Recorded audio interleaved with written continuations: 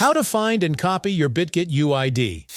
Hey everyone! In this video tutorial, we're showing you how to find and copy your Bitget UID. If you've been wondering how to do this safely and easily, just follow along with this step-by-step tutorial until the end. So, how to get your Bitget UID?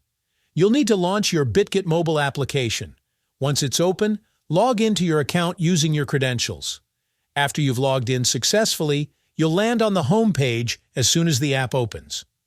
Now to find your UID, look for the square icon in the top left corner of the screen. Tap on it and it will take you to a new page.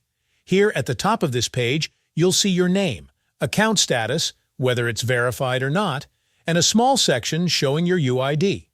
Tap on this section and it will redirect you to your profile page, where your full UID is displayed clearly. Once on your profile page, you'll see your user ID displayed here. This is the user ID you'll need. If you want to copy it, simply tap the copy icon right next to your user ID. The app will show a message confirming that your UID has been copied.